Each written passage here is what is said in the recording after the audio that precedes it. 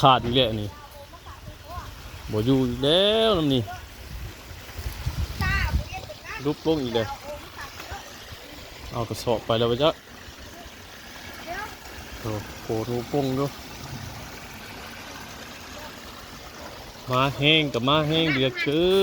นโอ้มาเบิ่งน้ำทงไห้ทงหน้าบาดเลยพี่น้องเอ้ยเสียงกบเสียงเขียดห้องสนั่นอยู่บนเองเสียงเขียดห้องสนั่นอยู่โอ้อันนี้ก็เดือดแต่กระสอบเพิ่นนี่น้ำท่วมเก่าท่วมก้าเบิดท่วมก้าบาดเลยโอ้เสียงเขียดเสียงเขียดเสียงกบห้องสนั่นอยู่ขันนาเรานี่สิไปอีกเด้อไปอีกแล้วไปอีกแล้วสิไปอีกแล้วขันนานะ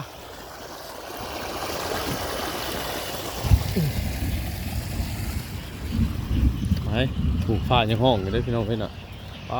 หมดกินนี่ฝ้าห้องแต่ย่านคัก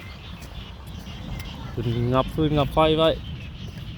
ปิดเทือนปิดชานนั่งอยู่ในผู้ไปเบิ่งทางหน้าให้ใหญ่เฮาบาดสิหากักน้ำกักในเมื่อนก่อนกักหญ้ากักนั่นไปแล้วให้มันเหยียบหญ้ามันก่อนโอ้ยมื้อเช้านี่หากับลังว่าสิลงไปอันนั้น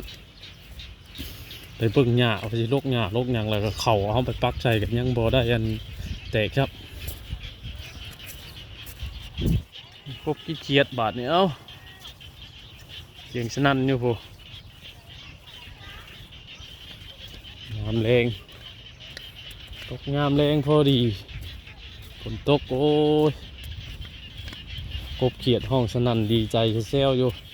ว่าแต่กบว่าแต่เขียดเนี่ยคนเฮากะดีโยกดีใจจะได้กล้าได้มุ่งเนาะผู้บางคนก็กล้าย่ามบ่เลยนี่จะไหนกระดำเลยนี่